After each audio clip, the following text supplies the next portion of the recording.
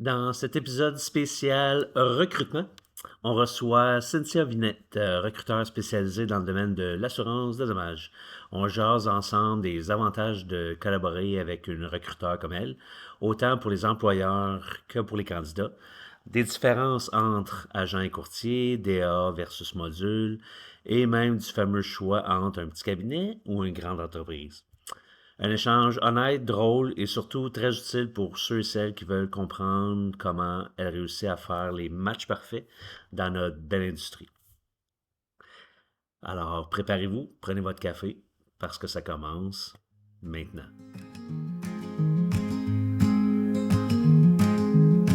Bienvenue dans le Café Courtier, le podcast qui réveille le monde du courtage. Un sujet à la fois. Entre confidence, réflexion et discussion franche. On brasse les idées comme on brasse un bon café. Avec passion, chaleur et parfois un peu de piquant. Installez-vous, c'est l'heure du Café Courtier.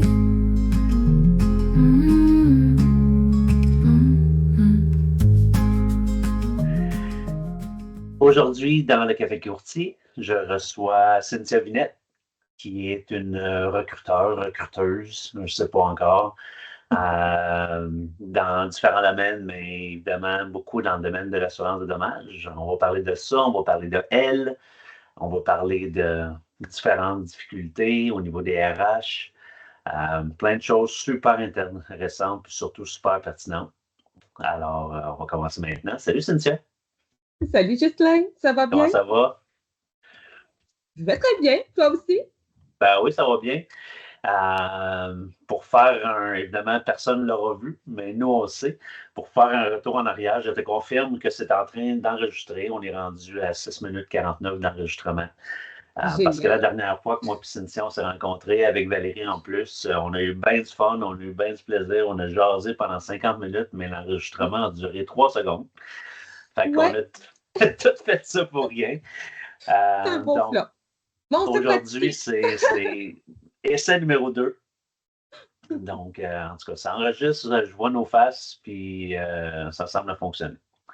Fait que, écoute, on va commencer par le commencement. Peux-tu nous parler de ton parcours? Comment est-ce que tu es arrivé en assurance, puis comment est-ce que tu es arrivé dans le domaine du recrutement? Oui, bien sûr. Ben, je vais essayer de faire une petite histoire courte. Alors, je Oui, viens d'un milieu très modeste. Mes parents avaient peu de moyens. Ma mère est décédée quand j'avais 16 ans. Elle n'avait pas d'assurance vie. J'ai resté un peu avec mon père en appartement. Après ça, je suis partie cégep et finalement, ben, l'université. Je suis partie à l'université, j'étudiais en philosophie. Oui, je suis une personne bizarre comme ça. J'adorais la philo, je voulais être professeure, enseigner la philosophie. Donc, j'ai fait ma première année à l'université et ensuite, la deuxième mauvaise nouvelle. Donc là, c'est mon père qui décède alors que j'ai 19 ans. Lui non plus n'avait pas d'assurance vie, alors je me retrouve un peu, orpheline, pas ouais, vraiment beaucoup de moyens financiers. J'étais déjà en appartement depuis un moment. Et puis là, vient la décision de dire est-ce que je continue à faire des études pendant plusieurs années, je n'aurai peut-être pas de débouché, ou est-ce que je commence tout de suite sur le marché du travail? Alors, dans mon cas, je suis partie sur le marché du travail. Un peu comme tout le monde, je suis tombée dans l'assurance par par hasard. accident. Exact. Donc, j'ai débuté initialement en assurance de personnes. Alors, je faisais ce qui était accident maladie. J'ai réussi les examens AMF. Ouais, Ensuite, je suis retournée à l'AMF pour passer le permis conseiller en sécurité financière. Donc là, je pouvais vendre aussi les produits d'assurance vie, les placements. Ça a très bien été. C'est une belle école. J'ai beaucoup aimé. J'ai gagné plusieurs prix comme des voyages avec ma compagnie. Et puis, c'était quand même facile pour moi de vendre un produit auquel je croyais, ouais. puisque moi-même, j'avais vu maintenant l'importance d'avoir des bonnes assurances, à quel point ça peut Ben impacter la oui, vie des gens autour. Donc voilà, j'ai fait ça pendant environ 5 ans. Ensuite, bon, vient un temps où est-ce que ben, on rencontre quelqu'un, on veut fonder une famille, avoir des enfants. Donc, ce type de poste-là, c'est quand même généralement là, du 100% commission. Les clients peuvent être disponibles plus les soirs, les fins de Les semaine. soirs et Donc, les week-ends, c'est ça, exactement. ouais, donc moins d'horaires fixes. Alors, voulant toujours rester en assurance, j'ai simplement transféré, mais au niveau de l'assurance dommage. Donc, j'ai été agente quelques années, auto-habitation. Et finalement, voulant faire un peu plus de ventes, toujours par souci de connaître plus de produits, je suis devenue courtier. Alors, en tout, j'ai fait environ une dizaine d'années là, à travailler dans le domaine de l'assurance. J'étais très heureuse aussi en tant que courtier. C'est que, bon, rendu à 29 ans à ce moment-là, je me disais, j'aimerais peut-être pouvoir ben, aller de l'avant, toujours au niveau de l'assurance, mais peut-être des postes plus supérieurs comme RH, gestionnaire d'équipe, formateur, peu importe. L'employeur pour qui j'étais à l'époque, c'était un cabinet de Québec. J'étais à Québec avant de déménager à Coansville. Donc, ils pouvaient me garder en télétravail pour courtier, mais par contre, c'est sur des postes de gestion, formation. L'idéal, c'est d'être soit en hybride ou en présentiel. Ouais. Donc, étant rendu loin, je n'aurais pas pu appliquer. À ce moment-là, c'était d'essayer de trouver des postes peut-être similaires, mais pour d'autres cabinets d'assurance. Ben, premièrement, c'est rare parce que souvent, ils vont promouvoir quelqu'un de l'interne à ces postes-là. Et si finalement, par chance, on en trouve, ben, ils vont demander des gens qui ont déjà de l'expérience en gestion. Alors, ça ne fonctionnait pas. Donc, j'ai un jour rencontré quelqu'un qui faisait du recrutement. J'ignorais que c'était un emploi qui existait. Donc, je me suis dit, ça avait vraiment l'air génial. Alors, je suis partie en recrutement. Au début, j'ai recruté pour divers types d'entreprises, que ce soit transport, manufacturier, comptabilité, peu importe. Ensuite, j'ai eu un mandat pour travailler en acquisition de talent pour Intac Assurance pendant 1 an. J'ai vraiment adoré ça. On a eu un beau succès. Bon, ensuite, le fameux retour de télétravail hybride qui ne convenait pas avec ma distance. Alors maintenant, je travaille à la chance chez Duec International depuis 2 ans. Mais je suis allée vraiment percer plus une spécialisation au niveau de l'assurance afin de réunir mes deux passions, le recrutement et l'assurance. Et l'assurance. Je ne savais pas au départ si certains cabinets fonctionnaient avec des recruteurs. Alors, j'ai appelé en premier mon ancien employeur pour qui j'étais courtier. Il m'a mentionné que oui. Alors, ça a été mon premier client. On a eu un beau succès ensemble.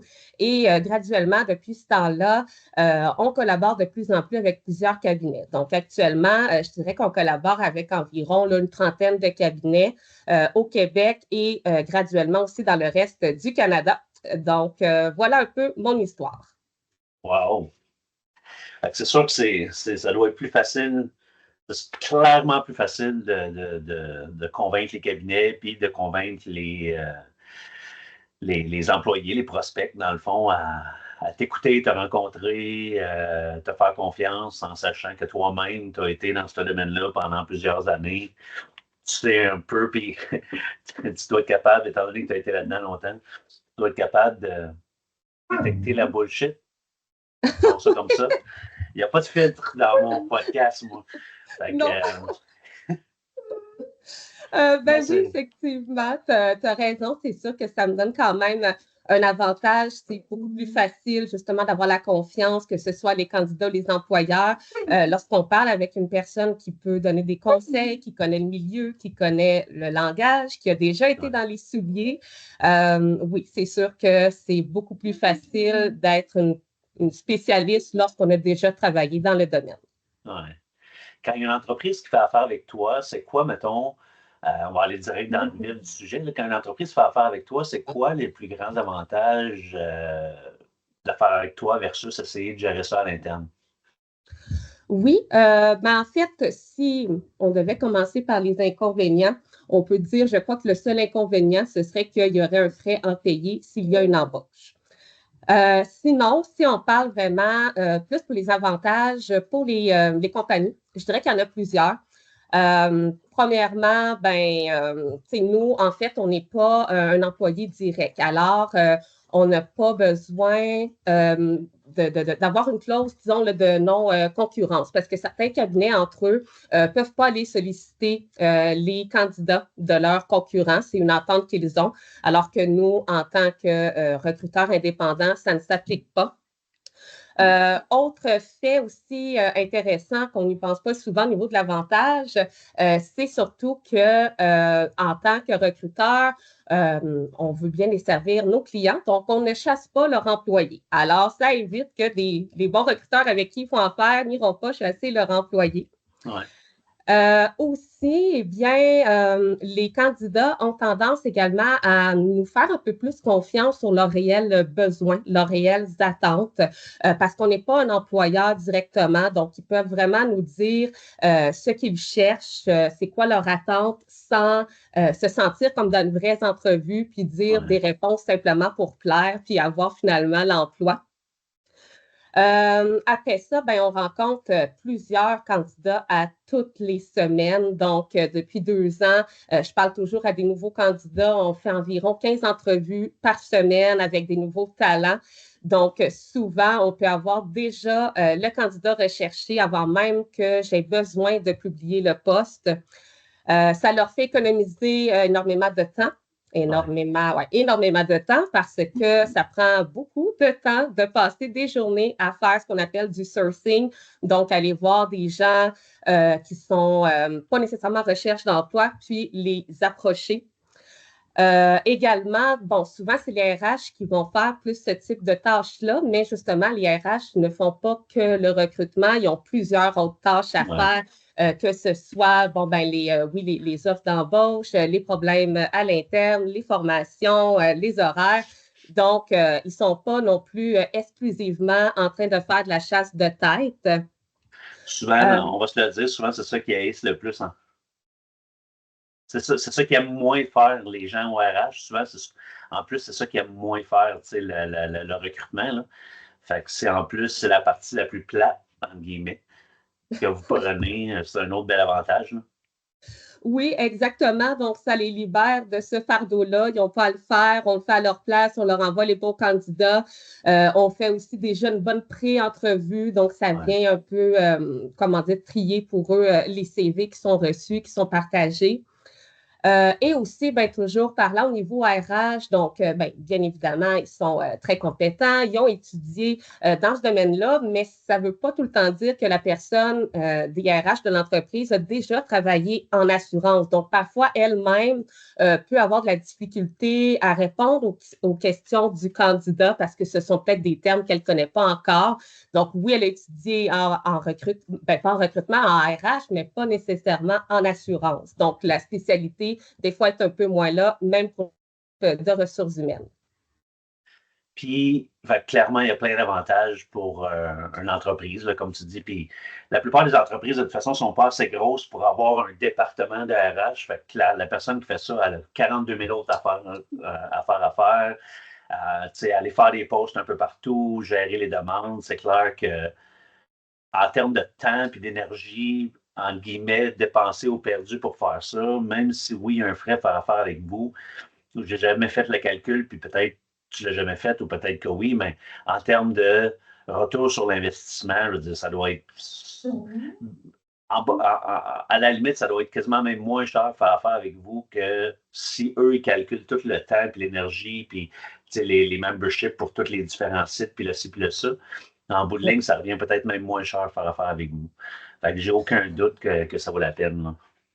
Oui, ben en fait, si exemple, on regarde, on va dire en moyenne, parce que ça dépend toujours du salaire qui serait offert au candidat avec un pourcentage, mais si on regarde un chiffre moyen, on peut dire que ça peut coûter, exemple, peut-être un 10 000 par embauche. Mais si tu te paies une personne en RH qui veut un salaire de 80 000 par année, ben, ça te ferait déjà 8 embauches en réalité. Si tu en as 2, c'est 16 embauches que ça équivaut. Donc, parfois, prix, ça dépend aussi si c'est la grosseur de l'entreprise, mais parfois, niveau rapport-prix, c'est beaucoup moins cher ainsi. Ouais. Tu as touché un peu là-dessus tantôt quand tu disais que les candidats, quand ils appellent, c'est plus facile de parler parce que tu ne parles pas à ton futur employeur directement. Parce qu'évidemment, vous faites affaire avec les employeurs, mais vous faites affaire aussi directement avec des prospects qui vous appellent. Fait que c'est quoi, mettons, l'avantage des prospects à vous appeler, vous directement, plutôt que de commencer à essayer de chercher une job, eux directement? C'est une belle question. Je dirais qu'il y a encore plus d'avantages pour les candidats que pour les employeurs. C'est peut-être aussi pourquoi qu'on a encore plus de candidats que les entreprises eux-mêmes. Donc, il y a une tonne d'avantages. D'abord, on collabore avec plusieurs cabinets. Donc, on n'a pas un seul poste à offrir pour un seul employeur. Donc, on est un peu le courtier des emplois en assurance de dommages. Donc, on peut magasiner en long et large pour eux selon tous les différents mandats qu'on a.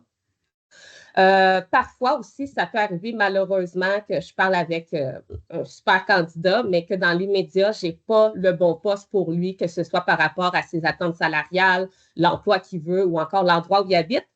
Mais comme on reçoit des postes régulièrement, moi, j'ai toujours comme une banque de données là, que je me garde de côté. Donc, aussitôt qu'il y a un nouveau poste qui se libère, qui correspond justement au profil de cette personne-là, je la vise immédiatement. Donc, ça lui permet de directement avoir une entrevue avant même que d'autres candidats aient appliqué avant lui. Donc, ça lui donne une longueur d'avance. Toujours dans le même contexte aussi, parfois, des candidats m'écrivent qu'ils vont chercher un poste X. Malheureusement, je ne l'ai pas sur le coup. Parfois, je peux envoyer simplement un courriel à mes différents cabinets avec qui je collabore, leur dire j'ai rencontré X personne, elle a X expérience, elle recherche X emploi. Bon, je sais que tu ne m'as pas mandaté pour ça. Ouais. Mais ça se pourrait-tu peut-être par hasard? Puis parfois, ils me répondent justement, on vient d'avoir quelqu'un qui est parti ou on vient d'ouvrir un poste. Donc, l'emploi n'était même pas affiché que je peux tout de suite envoyer la personne passer une entrevue. Donc, encore une fois, ça augmente ses chances. Ouais. On peut aussi donner plusieurs conseils aux candidats. Par exemple, leur expliquer les différences entre un DA, un module. On peut aussi faire des pratiques d'entrevue avec eux, leur montrer à maximiser leur CV. On va pouvoir également négocier pour les offres d'emploi à la fin, peut-être faire une contre-offre. C'est déjà arrivé aussi que parfois, j'envoie un CV, l'employeur me dit « Ah non, sur CV, ça ne fait pas, on va passer. » Puis là, moi, j'insiste à dire « Ah, mais je lui ai parlé, je te le dis, je sais, peut-être sur CV, ça serait non, mais parle-y. » Donc, on peut insister pour obtenir au moins une première entrevue, alors que si la personne aurait appliqué, clairement, le CV aurait juste été tassé sans plus. Après, qu'est-ce que je peux dire? Il y en a beaucoup. Évidemment, c'est le fait que c'est toujours en toute confidentialité. Alors, les gens, quand ils nous parlent, comme je mentionnais tout à l'heure, ils peuvent dire exactement ce qu'ils cherchent. Leur nom ne sera pas affiché nulle part parce que parfois, quand tu appliques à un endroit, ton nom apparaît, il reste à la banque de données, mais tu ne voulais pas que ton employeur sache que tu es nécessairement en recherche. Aussi, lorsque tu appliques sur un poste, c'est très rare que toutes les informations vont y être, comme le salaire, les valeurs de l'entreprise, les possibilités d'avancement. Donc, parfois, tu fais simplement appliquer, tu passes le processus d'entrevue. À la fin, finalement, l'offre qui t'est offerte ne convient pas du tout à tes attentes, donc tu vas refuser un poste. Et imaginons que 2 ans plus tard, la même compagnie republie un poste qui, cette fois, t'intéresse, tu pars peut-être avec 2 balles en moins parce qu'eux, ils ont encore dans leurs données que tu avais déjà refusé une offre il y a quelques années. Ouais.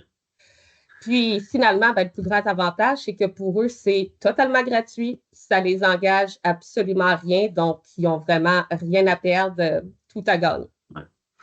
Fait que, tu as parlé de transparence, de facilité de communication, de confidentialité. Comment est-ce que tu gères ça, la confidentialité, justement, pour pas que les employeurs finissent par savoir que leur employé cherche? Oui, tu as raison. J'en parle quand même souvent. Pour moi, c'est très important tout ce qui est confidentialité, transparence. Pour moi, ça se traduit que toute ma discussion avec eux, c'est confidentiel. Personne ne va savoir que cette personne-là, elle est ouverte ou même à l'écoute du marché. Son nom va apparaître nulle part tant et aussi longtemps qu'il ne me signera pas une autorisation écrite pour que j'aie son accord d'envoyer son CV à une compagnie. Donc, j'envoie pas son CV partout. J'envoie son Ouais. CV à une compagnie qui est au courant, qui est d'accord. Tant et aussi longtemps que je n'ai pas son accord, il n'y a rien qui ne se sait. Si finalement, ben, avec cette compagnie-là, ça ne me convient pas, puis que je présente un autre poste, mais je vais encore une fois toujours demander son autorisation. Donc, jamais rien ne sera fait sans son accord. La discussion, ça reste entre nous et mes notes. Ça n'engage à rien. Au mieux, je vais avoir une belle opportunité à présenter qui cadre avec ses besoins. Puis au pire, j'en ai pas pour l'instant, mais personne n'en saura jamais rien de toute façon. Quand je dis que c'est transparent, ben, c'est comme j'ai mentionné, je ne travaille pas pour une seule entreprise, donc je n'ai pas un seul poste à offrir. Donc, je n'ai pas besoin de vendre une salade et d'en mettre énormément pour vanter un poste que je voudrais combler à tout prix. Donc, moi, je vais simplement selon ce que la personne me dit, selon les postes que j'ai pour tenter de trouver un match parfait s'il y a lieu. Quand je le peux, évidemment. J'ai même parfois, je dirais, des boss d'entreprise qui m'écrivent voir pour des opportunités. Donc, bref, j'ai quand même plusieurs secrets que je vais apporter dans ma tombe. C'est bon. C'est bon parce que malheureusement, on entend encore parfois parler de certaines entreprises un peu moins professionnelles que vous qui vont prendre des CV, qui vont envoyer ça à tout le monde, puis sans demander les autorisations. Puis après ça, tu te demandes, voyons, comment ça, cette compagnie-là m'appelle ou comment ça, tu sais. Oui. C'est vraiment super important de savoir que toi et Drake, vous travaillez comme ça.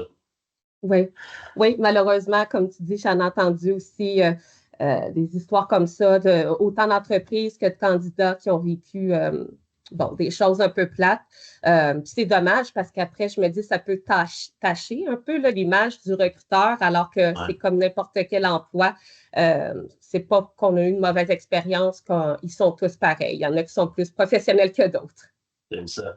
Écoute, tu as évidemment beaucoup d'expérience, tu as une bonne vision du marché, de l'assurance, mais surtout du recrutement. Qu'est-ce que tu dirais que sont les principales tendances en termes de recrutement présentement? Qu'est-ce qui est à la mode? Oui, ben, ça bouge beaucoup. Hein? Il y a énormément de fusions ces temps-ci, beaucoup de cabinets qui fusionnent ensemble. C'est pas nécessairement tout le monde aussi qui va aimer tous les changements suite à ces fusions-là, parce que ça va apporter autant de nouveaux changements des normes, les façons de fonctionner de l'équipe. Les cabinets virage aussi prennent de l'ampleur, puis encore une fois, c'est pas nécessairement tout le monde qui aime travailler pour ce type d'entreprise-là. Donc, ces temps-ci, j'ai beaucoup de gens qui m'écrivent, on me nomme chasseuse de tête, mais c'est plus souvent moi maintenant quasiment qui se fait chasser qu'autre chose. Là. Donc, je suis le chasseur chassé.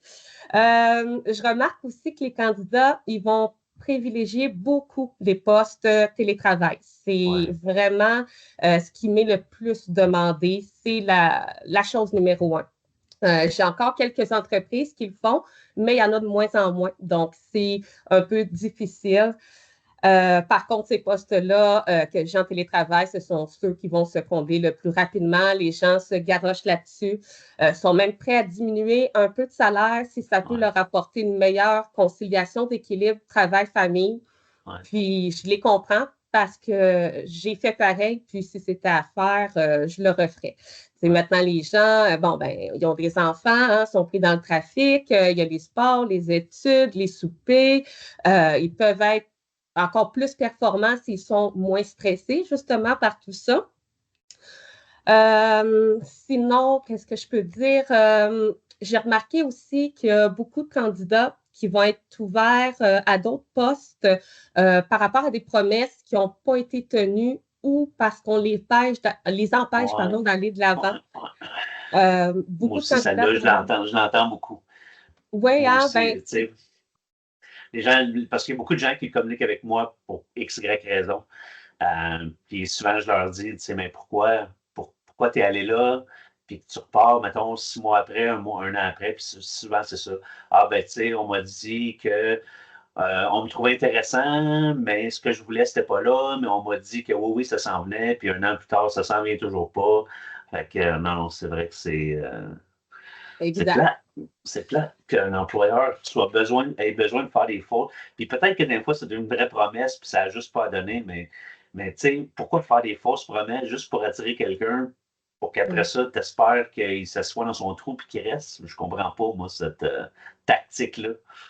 Oui, ben c'est ça. Des fois, ils se disent, bon, on va lui promettre dans X temps. Finalement, le temps passe, ça n'arrive pas. Puis peut-être qu'ils se disent, bon, ben maintenant, il est avec nous, il est bien, il va rester. Mais généralement, non, ça ne Ben, marchera pas. si la relation commence avec une menterie, clairement, quand la menterie va être découverte, tu sais, si tu as beau avoir un bel environnement de travail, c'est pas de même que tu développes des relations à long terme. Exact. Ou même, exemple, ça peut être quelqu'un qui est dans le département du service, puis il veut aller aux ventes. Son employeur, ben, il l'empêche. Il dit non, on manque de personnel au service, donc tu dois rester ici. Mais moi, je me dis, rendu là, engage quelqu'un d'autre au service, puis laisse ton employé aller aux ventes parce que sinon, il va te quitter ailleurs pour un poste aux ventes. Exactement. Puis la personne, éventuellement, ne sera pas contente, elle va aller chercher un job aux ventes ailleurs. Anyway. C'est ça. Tantôt, tu as parlé de DAA, module. Pour ceux et celles qui ne connaissent pas la différence, parce qu'évidemment, ce n'est pas tout le monde qui est connaissant. Il y en a bien qui ont vécu un ou l'autre sans nécessairement les deux. C'est quoi? Comment tu expliquerais la différence entre le DAA et gérer un module? Oui, ben en fait, DAA, distribution d'appels automatisés. Alors, c'est un centre d'appel automatique, donc le premier qui est disponible, il répond. Très rarement, il va reparler au même client. Il ne va pas reparler au même client. Donc, à chaque fois que le client appelle, il parle à un nouvel agent ou un nouveau courtier. Généralement, ça va sonner beaucoup. C'est des files d'attente. C'est un appel après l'autre. C'est sûr que c'est bien quand on aime ça, quand ça roule, hein, parce qu'on est très occupé généralement au DAA, surtout au printemps. Un module, c'est un peu plus personnalisé parce que c'est ton client, tu es son courtier. Donc, il y a un seul courtier qui fait affaire avec ce client-là. C'est toujours la même personne qui travaille son dossier. Je dis courtier parce que je ne connais pas vraiment d'agent qui fonctionne en module. Je me trompe peut-être. Pour l'instant, je n'en ai pas vu. C'est vrai que c'est rare. Donc, en fait, c'est ça. Tu ne prends pas des appels de n'importe quel client. Tu réponds uniquement au tien. Donc, ça crée aussi une relation un peu plus de proximité avec tes clients. Ils te connaissent, tu les connais, vous parlez souvent, en fait. Donc, voilà. Je dirais que ce milieu-là, c'est un peu plus intéressant justement pour les gens qui aiment avoir une plus grande relation de service client avec leur personne. Par contre, ben, des fois, ça peut être dommage si jamais tu as un client qui est fatigant, que tu n'aimes pas trop, mais là, tu es pogné avec, c'est ton client. Fait que, ça peut avoir un double tranchant à ce niveau-là. Sinon, ben, je dirais aussi qu'un module, ça va beaucoup être plus pour une personne qui a un profil de service. Parce que quand tu gères un module, ben forcément, tu ne vas pas juste faire que de la vente. Tu vas faire le service de tes clients et les ventes. Donc, si tu es une personne qui n'aime pas faire du service, à ce moment-là, un module, ça ne convient pas non plus. Ouais. Puis, le DA ou le module, ça va pas, ça va pas. J'essayais de voir, tu sais, est-ce que le DA, c'est juste pour les grandes entreprises? Est-ce que les modules, c'est juste pour les petites entreprises? Mais non, il y a du DA même dans les petites entreprises aujourd'hui. Il y a encore des modules dans les grandes entreprises. Ouais. Mais ce serait quoi, mettons, comment tu pourrais expliquer la différence entre, en termes d'environnement, puis d'opportunités, puis tout ça, dans une grande entreprise versus une petite entreprise familiale là, de 5, 6, 10 employés? Oui, c'est quand même une question qui me revient souvent. Je dirais qu'il y a des pour et les contre pour les deux, que ce soit travailler pour une grosse entreprise ou une petite. Hein, il n'y a jamais rien de tout noir ou tout blanc. Je dirais que dans le fond, c'est ça. Il n'y a pas de réponse directe de dire lequel est le mieux. Ça dépend vraiment de vous. Donc, un gros cabinet, ben, tu sais, tu as le sentiment de fierté. Hein? C'est un nom qui est connu. Quand tu dis « je travaille pour Intac », exemple, ben, c'est très rare que quelqu'un te dise « je ne connais pas Intac ». Vu que c'est une plus grosse entreprise aussi, ils vont avoir généralement plus de moyens financiers. Donc, tu peux avoir forcément une plus grosse banque d'avantages sociaux, de REER collectifs, de fonds de retraite et tout ça. Tu vas peut-être avoir un peu plus d'appels de clients entrants parce que c'est une compagnie qui est plus connue. Tu peux aussi avoir des opportunités d'avancement parce qu'il y a plusieurs types de postes à l'interne. Après ça, bon, ben, c'est ça. Ils ont du budget. Tu peux parfois déménager pour avoir l'opportunité de travailler ailleurs parce que certaines Ouais. entreprises ont des cabinets un peu partout au Un peu Québec. partout, en province, ouais. Ou même au pays, à la limite. Là. Oui, c'est ça, même au pays. Il y en a qui sont même au Canada. Ouais. Ça va être généralement aussi des cabinets bien structurés, équité salariale, tu as des bonnes formations. En fait, tout le monde doit suivre le même moule. Tu as plusieurs paliers de hiérarchie. Par contre, tu vas sûrement avoir des équipes RH. Donc, là, où est-ce que ça peut apporter certains des avantages? Parce que lorsque tu travailles dans une entreprise familiale, bon, c'est sûr que là, peut-être un peu moins de budget, donc moins d'avantages, de gros avantages sociaux. Il y en a même parfois qui n'en ont pas du tout, surtout, mettons, dentaire ou vision. Tu as peut-être moins la fierté d'appartenir à un gros nom que tout le monde connaît. Tu peux peut-être avoir une peur aussi qu'un jour, ce cabinet-là soit racheté par une grande entreprise. Par contre, tu as vraiment une relation de proximité avec tout le monde. Même les dirigeants, souvent les présidents, vice-présidents, ils sont encore courtiers, ils sont au bureau. Il n'y a pas de gros paliers hiérarchie, on se sent tous sur le même piédestal. Là-bas, tu n'es pas un numéro. Là. Si tu pars, ça va vraiment leur faire mal. C'est des petites équipes, hein, tissées, serrées. Ils ont généralement très peu de roulement de personnel. Les gens se connaissent depuis longtemps. C'est moins rigide aussi. Tu as moins de micromanagement. On ne sera pas tout le temps là en train de calculer tes KPI, faire 1 million d'écoutes d'appel, calculer le nombre de minutes que tu es parti aux toilettes. C'est beaucoup plus basé sur l'autonomie des gens. C'est facile de donner ses opinions, ses idées. Alors voilà, c'est qu'on ne peut pas tout avoir. C'est soit c'est plus rigide, mettre plus d'avantages sociaux, soit c'est plus friendly, mais peut-être un peu moins d'avantages.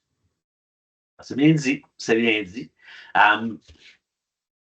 L'assurance est tellement gros, il y a plein de jobs. Il y a des jobs pour des introvertis, extrovertis.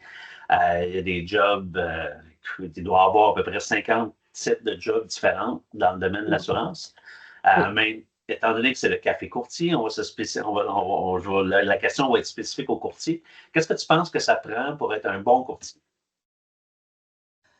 Qu'est-ce que ça prend pour être un bon courtier? Je voudrais donner une réponse simple, ça va être peut-être un peu difficile. Parce que tu as autant de personnalités qui vont fitter avec plusieurs types d'entreprises. Il y a certains profils qui cadrent mieux avec une autre entreprise. Par exemple, c'est quelqu'un qui aime quand ça va vite, qui aime les ventes. À ce moment-là, tu vas être très bien justement dans une grosse entreprise DA. Quand tu es quelqu'un qui aime plus le service, prendre son temps, tu es peut-être mieux justement dans un module. Donc, il n'y a pas nécessairement quelque chose que ça prend en tant que tel pour être un bon courtier. Bien, c'est sûr qu'il faut avoir une bonne écoute, évidemment. Il faut connaître ses produits, bien évidemment. Mais sinon, pour le reste, c'est de trouver dans quel milieu on est à l'aise pour vraiment apporter notre plus-value, faire ressortir nos propres forces. Puis comme tu l'as dit aussi, ça se pourrait, exemple, qu'une personne soit devenue agent courtier, finalement, pour X raison, ça ne convient plus. Mais dans le milieu de l'assurance, il y a tellement d'opportunités. Ça peut être, exemple, aller au commercial, faire de la souscription, expert sinistre, coordonnateur, RH, formateur, audit, gestionnaire, comptabilité. Et il y en a à l'infini. Par contre, je dirais qu'un point fort que je remarque actuellement, ça va être beaucoup les gens qui sont bilingues, c'est de plus en plus demandé. Alors, c'est sûr que si une personne parle français, anglais, c'est vraiment un gros plus. Ouais. Aussi, il y en a des fois qui me demandent, voyons, qu'est-ce que je voulais dire?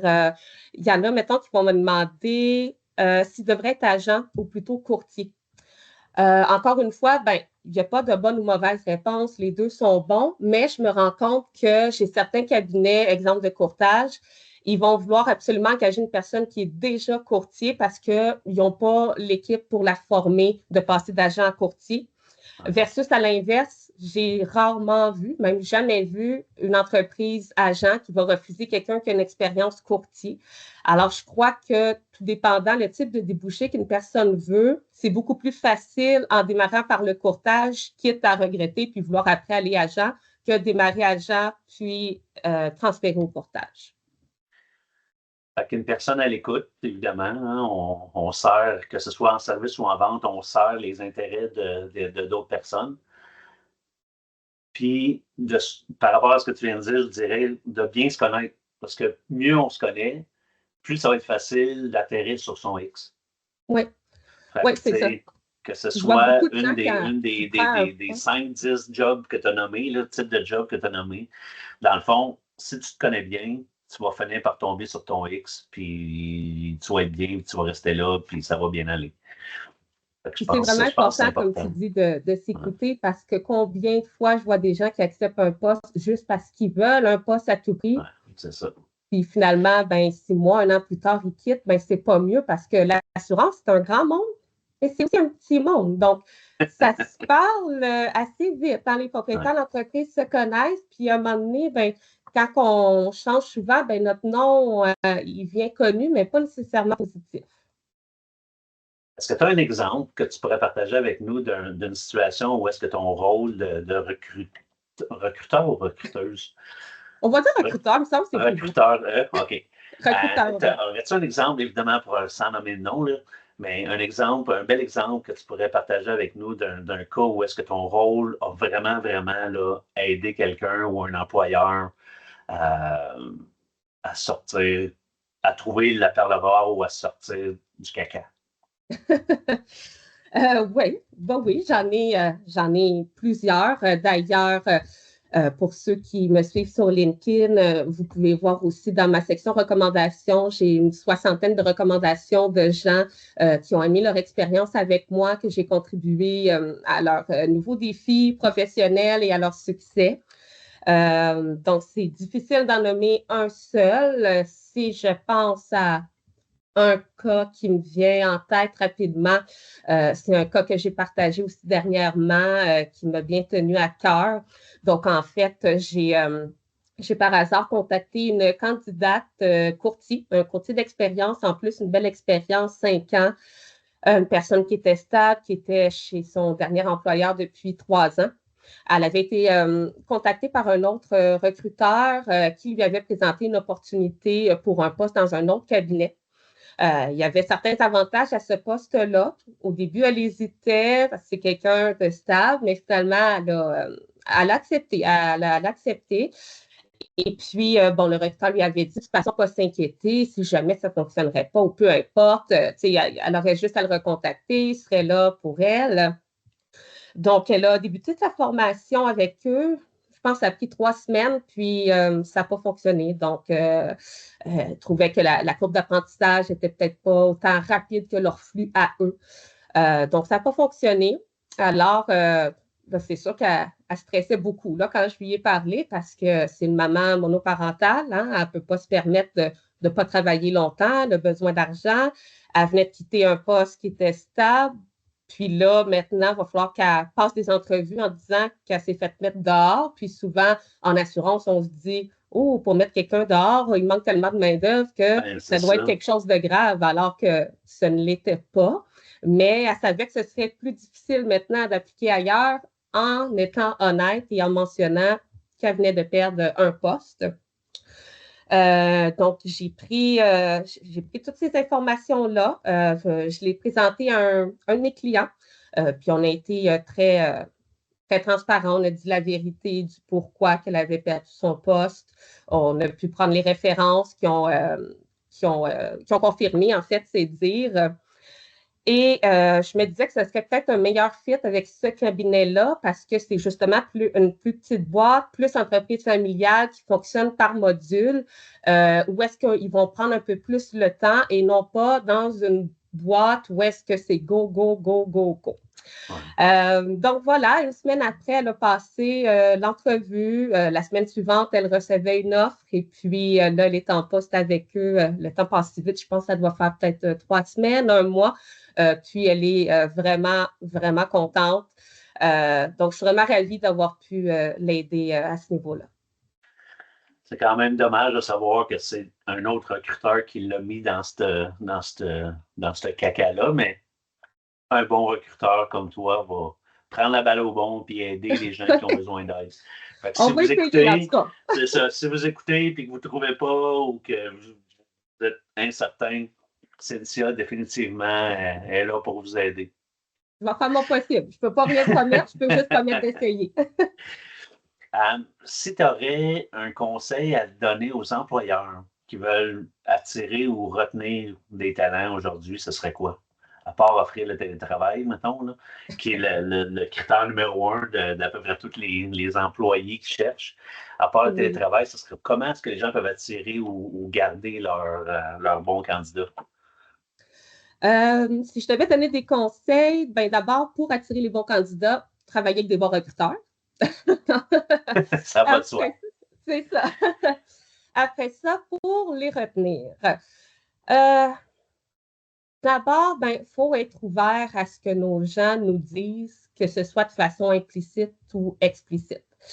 Comme je l'ai dit tout à l'heure, si ton employé te dit souvent qu'il a un intérêt à aller aux ventes, qu'il s'ennuie au service, mais que tu persistes à le maintenir au service par manque de staff, il va finir par partir. Là, tu vas te ramasser avec pas personne aux ventes et pas personne, une personne de moins aux ventes et une personne de moins au service. C'est quasiment comme si tu perdais 2 employés. Exactement. Donc, ça n'aide en rien ton problème de manque de staff au service. Ouais. Après ça, éviter le micromanagement, surtout pour les gens qui ont 25 ans et plus. On n'est pas la maternelle. Hein? Je comprends là.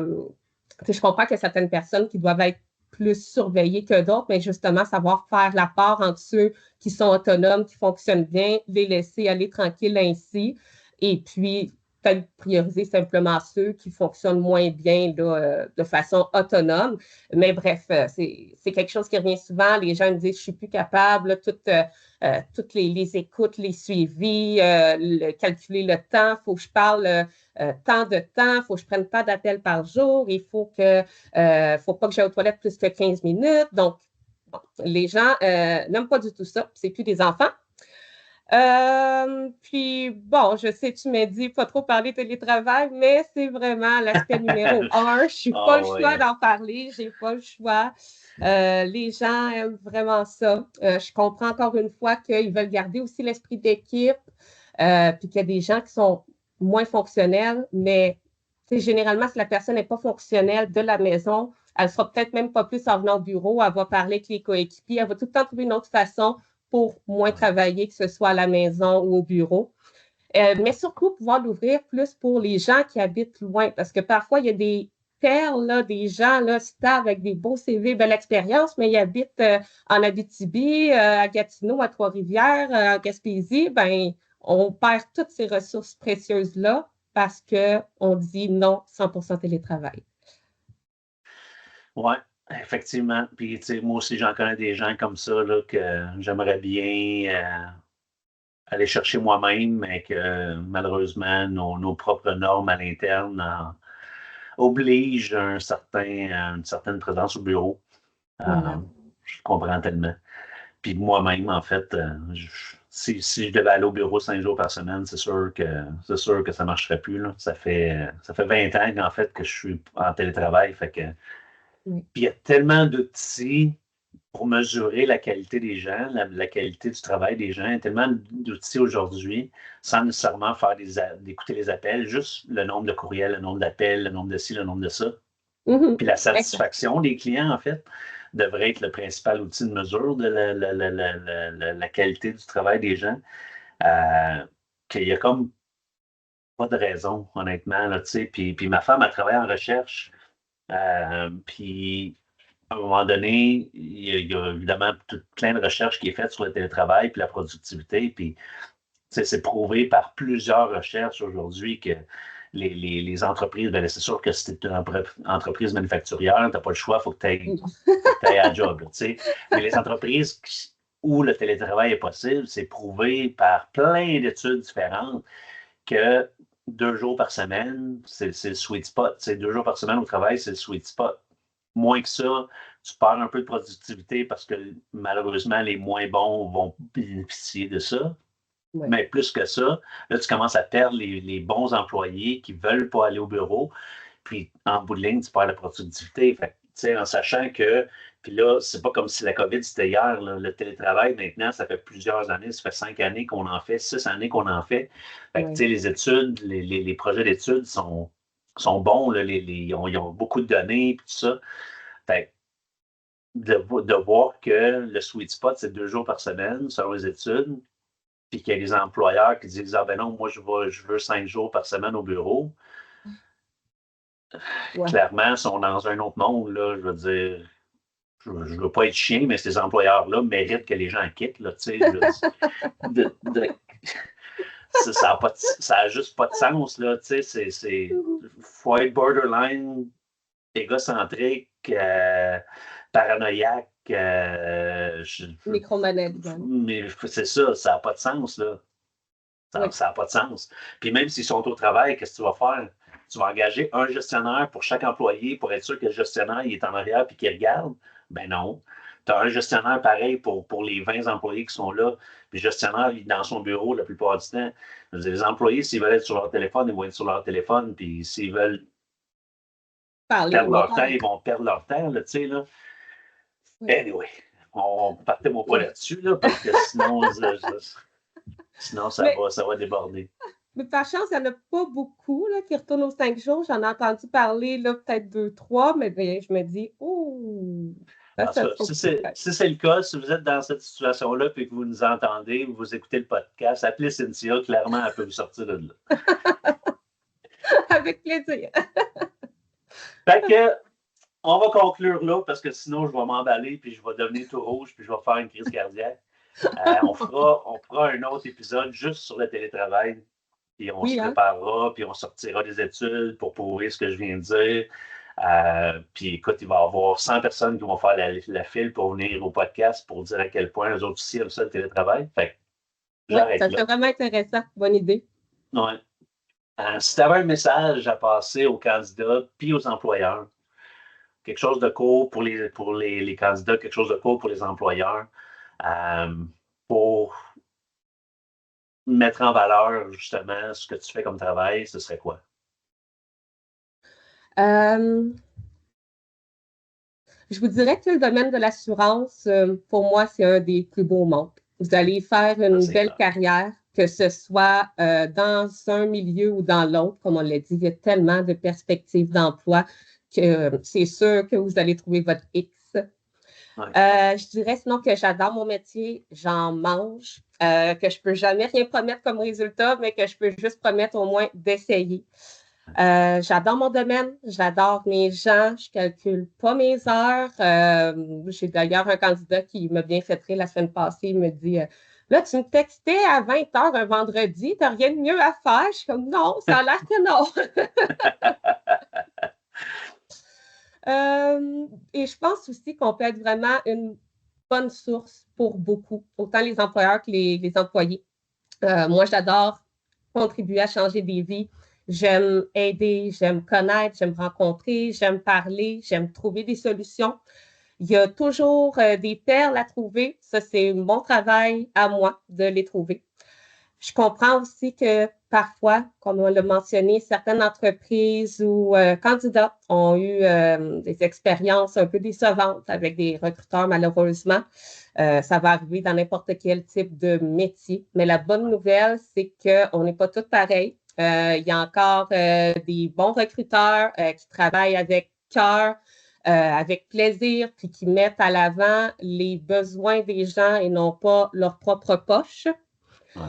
Je vous dirais, trouver une bonne agence, un bon recruteur, ça va être bénéfique en tout point. C'est gratuit tant qu'on n'apporte aucun résultat. Donc, ça ne coûte rien d'essayer.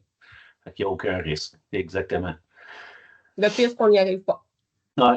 Puis, tu sais, on est dans un domaine où on magasine pour les autres. Fait il me semble qu'on devrait comprendre mieux que n'importe qui d'autre que notre métier, ce n'est pas le recrutement. Alors, faisons affaire avec des recruteurs, puis ils vont s'occuper de ça.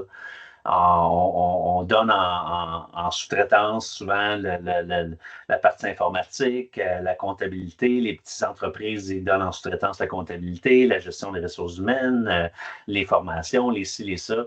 Le recrutement, c'est la même chose. Exact. C'est long pour que ce soit bien fait, que vous échappiez pas des opportunités, autant d'un bord que l'autre, l'employé-employeur. En tout cas, moi, mon expérience, je n'ai pas utilisé souvent les services de recruteurs, mais j'ai vu des recruteurs et j'ai aidé des recruteurs, puis j'ai toujours eu que des belles expériences avec les recruteurs. Alors, c'est sûr que moi aussi, je le réfère à tout le monde, autant les candidats que les employeurs. Je suis Et ravie de puis, t'entendre dire ça. ben oui. Puis, écoutez, toutes les informations de Cynthia, évidemment, vont se retrouver en commentaire. Donc, vous allez avoir son courriel, son téléphone, son profil LinkedIn, son site web. Tout va être en commentaire. Donc, Mon n'hésitez pas numéro à d'assurance communiquer. sociale. N'hésitez pas à communiquer directement avec elle si vous voulez juste lui parler puis avoir son opinion sur certaines compagnies ou opportunités, tout ça. Elle va être là pour vous aider. Comme elle a dit, elle ne compte pas ses heures. Des fois, ça commence avec juste une suggestion, juste un partage de connaissances, puis éventuellement, vous allez avoir un besoin, puis elle va être là. Même chose, candidat et employeur, là, je parle tout le temps pour les deux. Évidemment, je réfère Cynthia à tout le monde parce que sinon, elle ne serait pas à mon podcast. Donc, n'hésitez absolument pas à communiquer avec elle. Si pour X, Y raison, vous préférez m'écrire à moi, il n'y a absolument pas de problème. Évidemment, je vais vous mettre en contact avec Cynthia. Merci beaucoup, beaucoup, Cynthia, pour ton temps. Merci d'avoir partagé les bons et moins bons côtés du recrutement, les bons et moins bons côtés du télétravail, les bons et moins bons côtés des grosses et petites entreprises. J'espère que ça va éclairer quelques-uns des gens qui écoutent le podcast aujourd'hui. Peut-être qu'il y en a qui vont prendre une décision à cause de ça. Peut-être qu'il y en a qui vont se remettre en question. C'est toujours bon, en fait, une fois par année, on devrait se remettre en question. Moi, je dis tout le temps aux gens, une fois par année, tu devrais rechoisir ton employeur. Tu sais. Je ne dis pas aux gens de changer de job à tous les ans, mais à tous les ans, on devrait faire ça. On devrait, tu sais, pendant la période des évaluations, tout ça, on devrait faire une auto-évaluation, puis on devrait évaluer notre employeur. Tu sais, puis à tous les ans, quand l'employeur dit bon, ben OK, bravo, tu as une augmentation de salaire, tout ça, on devrait quasiment en profiter pour dire ben bravo, je choisis de continuer avec toi comme employeur. Tu sais. Ben oui, ben c'est une relation en deux sens, là. Ben, c'est ça, exactement. Il n'y a pas juste nous qui sommes chanceux parce qu'on a une job, eux sont chanceux parce qu'on décide de travailler là. Puis ça évite aussi qu'on reste à un moment donné dans un marasme, puis que on travaille pour un employeur pendant 2, 3, puis comme en amour, on reste 2, 3, 4, 5 années de trop, entre guillemets, avec un conjoint ou avec un employeur avant de changer. Ben, à tous les ans, faites cet exercice-là, c'est ma suggestion, puis appelez Cynthia, elle va vous aider à savoir qu'est-ce qu'il y a ailleurs, puis si le gazon est vraiment plus vert ailleurs, parce que des fois, il ne l'est pas, tu sais, puis la meilleure discussion que vous pouvez avoir avec Cynthia, peut-être que ça va être qu'en bout de ligne, elle va vous dire, écoute, tu es vraiment bien où est-ce que tu es, tu sais. C'est ça, j'ai rien de mieux. Encore une fois, merci Cynthia pour ton temps. Merci à toi, Ghislain, c'était vraiment, vraiment le fun, puis j'espère qu'on pourra reprendre ça pour d'autres sujets, c'est vraiment sympathique. On va refaire un épisode 100% télétravail, c'est sûr. Oui, puis on invitera Valérie, là. All right, parfait. Salut, Cynthia. Merci, Ghislain. Bonne journée. Bye-bye. Merci d'avoir été avec nous pour cet autre épisode du Café Courtier. Un gros merci à Cynthia Vinette de Drake International pour sa transparence, son énergie et toutes ses explications sur le monde du recrutement en assurance. Si vous avez aimé la discussion, évidemment, pensez à aimer l'épisode, à vous abonner à la chaîne YouTube de Le Café Courtier, ma page LinkedIn à moi, Instagram, Le Café Courtier. Et évidemment, n'hésitez pas non plus à aller voir le profil de Cynthia et communiquer avec elle si vous avez des questions comme employeur, si vous avez des questions comme candidat. Alors, merci encore et on se revoit bientôt. C'est la fin du café courtier. Le podcast qui réveille le monde du courtage. Un sujet à la fois.